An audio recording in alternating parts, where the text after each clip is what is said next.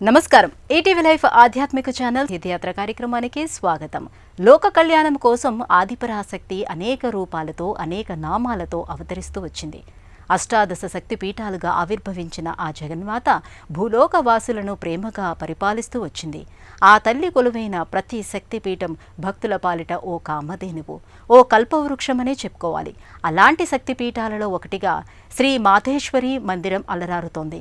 ఉత్తరప్రదేశ్ రాష్ట్రంలోని ప్రయాగ్రాజ్లో విరాజిల్లుతున్న శ్రీ మాధేశ్వరి శక్తిపీఠమే నేటి మన తీర్థయాత్ర.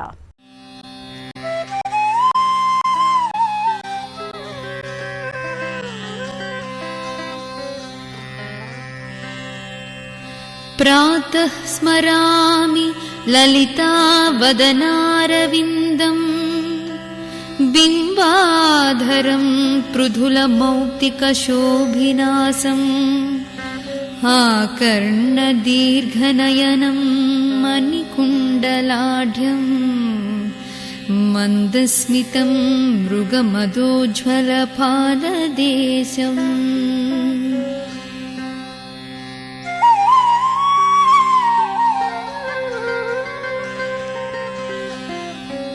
కదంబవనచారిణీ మునికదంబకాదంబినీ నితంబజిత భూధరాం సురనితంబినీ సేవితాం నవాంబురుహలోచనాం అభినవాంబుదశ్యామలాం త్రిలోచన కుటుంబినీం త్రిపుర సుందరీమాశ్రయే.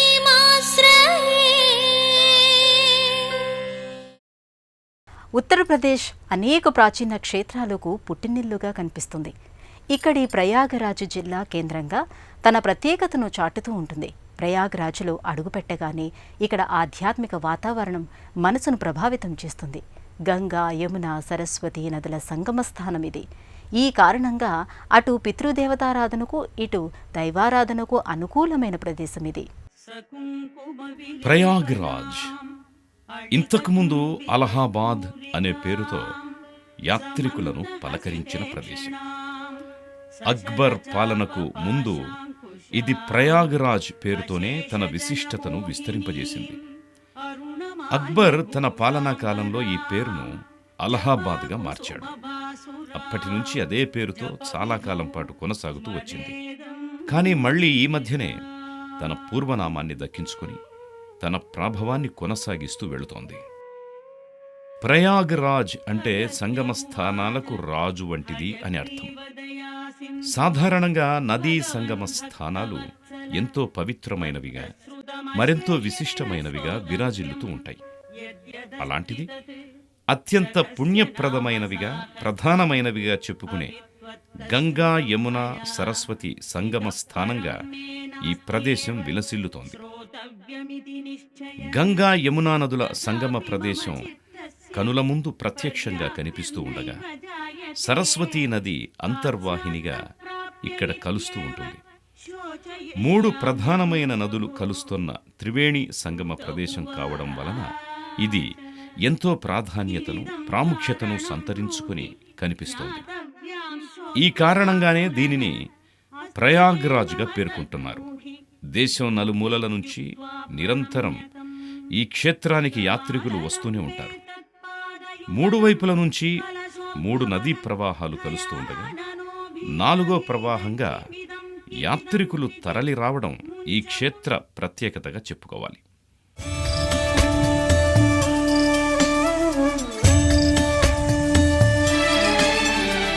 కనకవర్షిణి దివ్యదర్శిని నిత్యహర్షిణి పాహి మాం శక్తికారిణి పాపహారిణి లోకపాలిని పాహి మాం పాహి మాం పద్మాసని పాహి మాం సర్వేశ్వరి అహము తుంచ వంచా శిరసు వంచా అంజలించా కరుణించమ్మా నిన్ను కొలిచా స్వర్ణధారిణి సౌమ్యరూపిణి సౌఖ్యదాయిని పాహి మా భక్తరంజని దుఃఖభంజని కష్టనాశని పాహి మా. బ్రహ్మదేవుడు సృష్టి రచన మొదలు పెడుతూ ఈ భూమి మీద మొదటి యాగం చేసిన ప్రదేశం ఇదేనని చెబుతారు.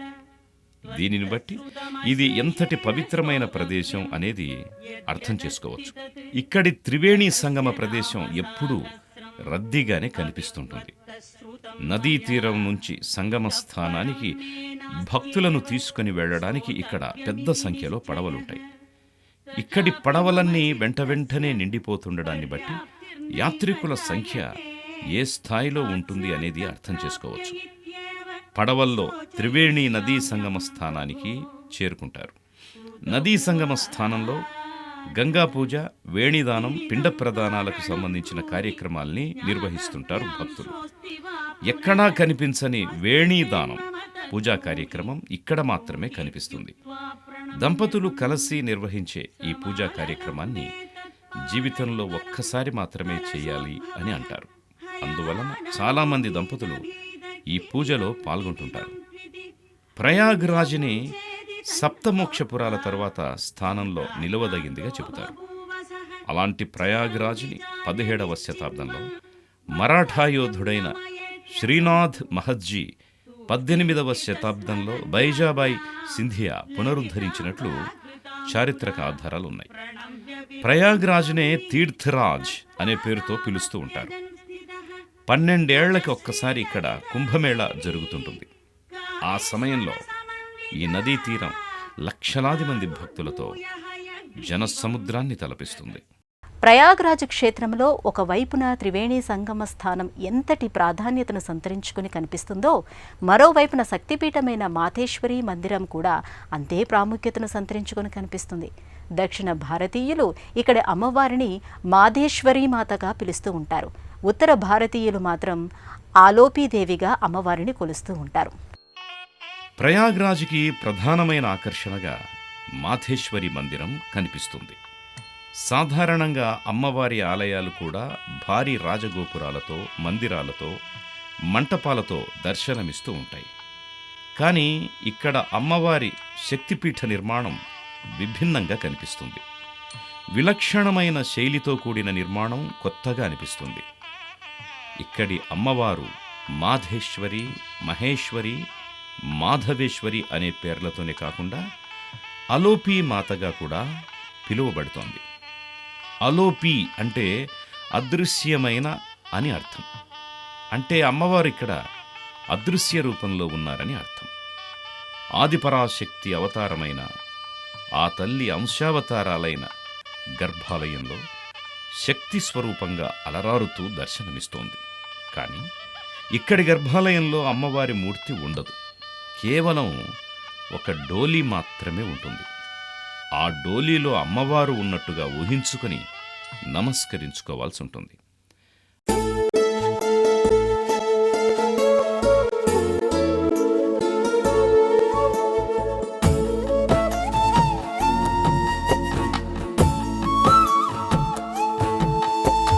ప్రాతస్మరామి లలితావదనారవిందం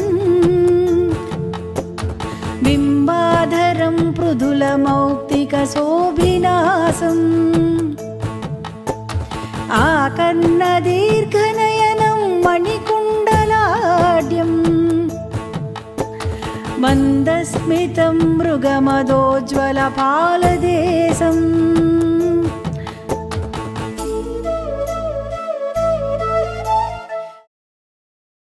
అష్టాదశ శక్తిపీఠాల ప్రస్తావన వచ్చినప్పుడు సహజంగానే సతీదేవి కథను గుర్తు చేసుకోవాల్సి ఉంటుంది. సతీదేవి, ఆమె తండ్రి దక్షుడు, పరమశివుడితో ఈ పురాణ కథనం ముడిపడి ఉంది. దక్ష ప్రజాపతి తలపెట్టిన యజ్ఞానికి సతీదేవి వెళుతుంది. తన భర్తను అవమానపరచడానికి తన తండ్రి తలపెట్టిన యాగం అది. ఆ విషయాన్ని ఆమె గ్రహించలేకపోతుంది. సర్వం తెలిసిన సర్వేశ్వరుడు వద్దని వారించిన ఆమె వినిపించుకోలేదు. దక్ష ప్రజాపతి తాను పిలవకపోయినా వచ్చిన సతీదేవిని తన కూతురుగా కాకుండా పరమశివుడి భార్యగానే చూస్తాడు. అందరి ముందు ఆదిదేవుణ్ణి గురించి అవమానిస్తూ మాట్లాడతాడు. తన భర్త ఎందుకు తనను వారించాడో సతీదేవికి అప్పుడు అర్థమవుతుంది. ఆయనకిష్టం లేకపోయినా రావడం తాను చేసిన తప్పు అని గ్రహిస్తుంది. అవమాన భారంతో అక్కడి నుంచి తిరిగి వెళ్లడం ఇష్టం లేక ప్రాణార్పణ చేసుకుంటుంది సతీదేవి. పరమేశ్వరుడు సతీదేవి దేహాన్ని తన భుజంపై మోస్తుంటాడు. లయకు సంబంధించిన కార్యంలో అంతరాయం కలగకుండా ఉండడం కోసం తన చక్రాయుధంతో సతీదేవి పార్థివ దేహాన్ని శ్రీ మహావిష్ణువు ఛేదిస్తాడు. ఆ సమయంలో 18 ప్రదేశాల్లో పడిపోయిన ఆమె అవయవ భాగాలే అష్టాదశ శక్తిపీఠాలుగా ఏర్పడ్డాయి. 18 భాగాలై చివరగా ఆమె శరీరం అదృశ్యమైన ప్రదేశం ఇదేనని, అందువల్లనే ఇక్కడి అమ్మవారిని అదృశ్య రూపిణిగా అలోపీమాతగా కొలుస్తూ ఉంటారు. సతీదేవి శరీరం అదృశ్యమైన ప్రదేశం కావటం వలన ఇక్కడ అమ్మవారు అదృశ్య రూపంలో ఉంటుందని అంతా విశ్వసిస్తూ ఉంటారు. అంతేకాకుండా ఇక్కడి అమ్మవారిని ఆలోపిమాతగా పిలువబడటానికి కారణం మరో జానపద కథనం కూడా వినిపిస్తూ ఉంటుంది. పూర్వం ఈ ప్రాంతమంతా దట్టమైన అటవీ ప్రాంతంగా ఉండేది. ఆ సమయంలో ఈ అటవీ మార్గంలో ప్రయాణించే వారిని దొంగలు దోచుకుంటూ ఉండేవారు. అలా ఒకానొక సమయంలో పెళ్లి బృందం ఒకటి మార్గంలో వస్తూ ఉండడాన్ని దొంగలు గమనిస్తారు. డోలీలో పెళ్లి కూతురుండడాన్ని దూరం నుంచి చూస్తారు. పెళ్లి కూతురు వంటిపై ఉన్న ఆభరణాలను తీసుకోవడం కోసం డోలీ దగ్గరికి వెడతారు. డోలీలో పెళ్లి కూతురు లేకపోవడంతో అందరూ ఆశ్చర్యపోతారు. డోలీలోని పెళ్లి కూతురు ఎక్కడికి పారిపోలేదని, డోలీలోనే అదృశ్యమైంది అనే నిర్ణయానికి వస్తారు. పెళ్లి కూతురు ముస్తాబులో తమకి కనిపించింది వనదేవతగా భావిస్తారు. వనదేవత అంటే సాక్షాత్ ప్రకృతి మాత అయిన పార్వతీదేవి. అమ్మవారు తమను పరీక్షించడానికి అలా వచ్చిందని వారంతా భావిస్తారు. ఇకపై దొంగతనాలు మానేసి ఆ తల్లి సేవలో గడపాలని నిర్ణయించుకుంటారు. డోలీలో పెళ్లి కూతురు అదృశ్యమైన ఆ ప్రదేశంలోని ఆ తరువాతి కాలంలో ఆలయం నిర్మించడం జరిగింది. అప్పట్నుంచి ఆ ప్రాంతంలోని వారికి ఆ తల్లి ఇలవెల్పుగా మారింది. ఆ తల్లియే తమని ఒక కంట కనిపెడుతూ ఉంటుందని ఇక్కడి జానపదులు విశ్వసిస్తుంటారు. గర్భాలయంలో అమ్మవారి మూర్తి కాకుండా డోలీ మాత్రమే కనిపిస్తూ ఉంటుంది. వెండితో చేసిన ఇక్కడి డోలీలో అమ్మవారు కొలువై ఉంది అనే భావన చేసుకుని అంకిత భావంతో ఆరాధించవలసి ఉంటుంది.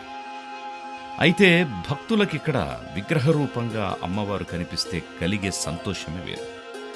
అందువల్ల ఇదే సన్నిధిలో అమ్మవారి శిల్పచిత్రాలు, పాలరాతి ప్రతిమలు కూడా ఏర్పాటు చేశారు. అమ్మవారి పాలరాతి మూర్తిలోని సౌందర్యం భక్తులను సమ్మోహితుల్ని చేస్తుంది. విశాలమైన నేత్రాలు, మకరందాన్ని కురిపించే మందహాసం, పున్నమి వెన్నెలను తలపించే మోముతో మనోఫలకంపై అమ్మవారు నిలిచిపోతుంది. గర్భాలయంలో అమ్మవారు అదృశ్య రూపంలో ఉంటూ పూజలందుకునే క్షేత్రం ఇదే. అమ్మవారు మూర్తి రూపంగా లేకపోయినా అసలైన శక్తి స్వరూపం ఇక్కడ ఉన్నట్టుగానే భావించాలి. అంకిత భావంతో ఆరాధించాలి. సాధారణ భక్తుల దృష్టిలో అమ్మవారు శక్తి స్వరూపమైన జానపదుల విశ్వాసం ప్రకారం అలోపి మాతనే అయినా అందరూ ఆ తల్లిని చూసే దృష్టి ఒక్కటే. మనసులో అమ్మవారి పట్ల ఉండే అనురాగము ఒక్కటే.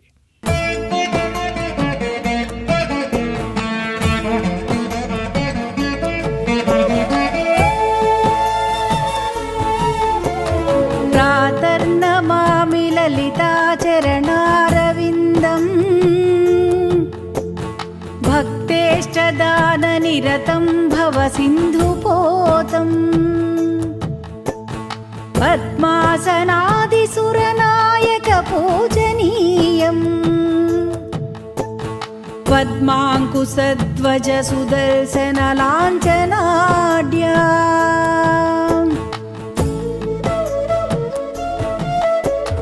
ప్రాతస్తవే పరశివాం లలితాం భవానీ त्रय्यन्तवेद्यविभवां करुणानवाद्यां विश्वस्य सृष्टिविलयस्थितिहेतुभूता विद्येश्वरीं निगमवाङ्मनसातिदूरा. శివుడు లోక కళ్యాణం కోసం కాలకూట విషాన్ని కంఠంలో దాచుకున్నాడు. అయినా ఆ ప్రభావాన్ని తట్టుకొని నిలబడ్డాడు. అందుకు కారణం అమ్మవారి మాంగళ్య బలమేనని అంటారు. అందువల్లే ఆ తల్లిని సర్వమంగళగా పూజిస్తూ ఉంటారు. ఈ విశ్వంలో అత్యంత విలువైందిగా స్త్రీలు భావించేది మాంగళ్యమే. కాబట్టి వారు చేసే పూజలన్నీ కూడా సౌభాగ్య సిద్ధి కోసమే. అందువల్లే ఈ క్షేత్రంలో మహిళా భక్తులు ఎక్కువగా కనిపిస్తుంటారు. అమ్మవారికి ధూపదీపాలు సమర్పిస్తుంటారు. శాస్త్రాలు శ్లోకాల కంటే కూడా అమ్మా అని ఆర్తి నిండిన పిలుపే జగన్మాత అయిన అమ్మవారిని కదిలిస్తుంది, కరిగిస్తుంది. ఈ సృష్టిలో ఆకలి తీర్చే శక్తి అమ్మకే ఉంది. అమ్మ మాత్రమే ఆకలిని అర్థం చేసుకోగలదు.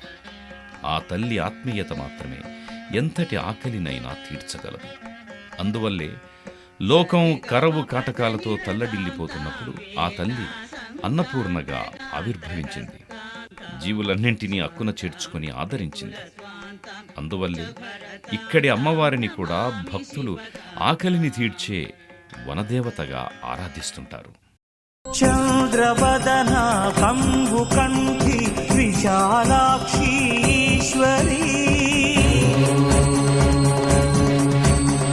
రక్తవర్ణా ఘోర రూప మృడాని మృత్యుజయీ.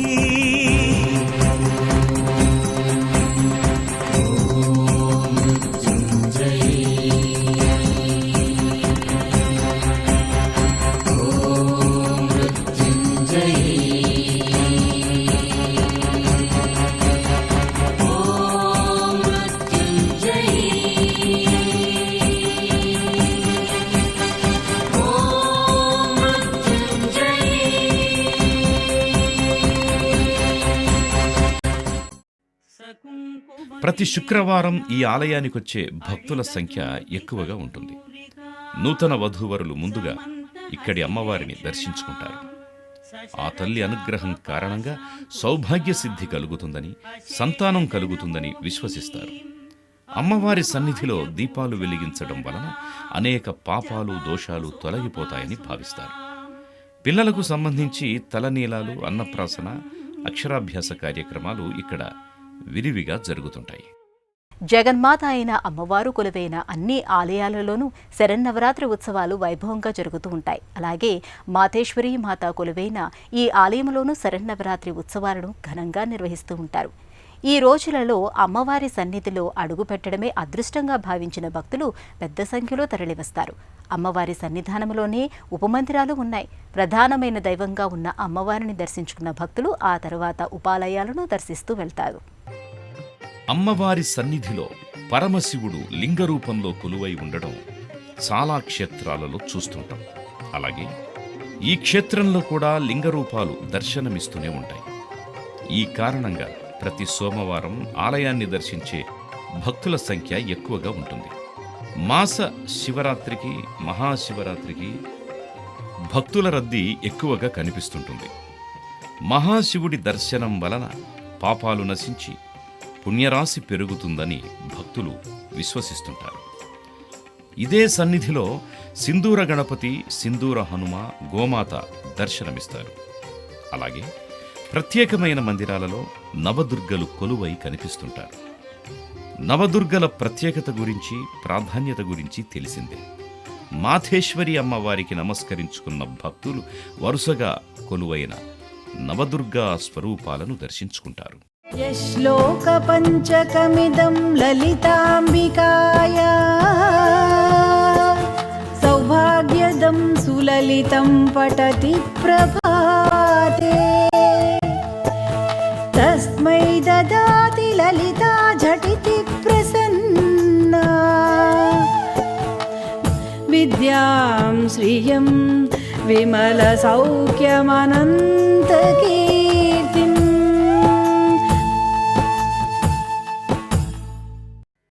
కాశీ నుంచి 120 కిలోమీటర్ల దూరంలోనే ప్రయాగ్రాజ్ ఉంది.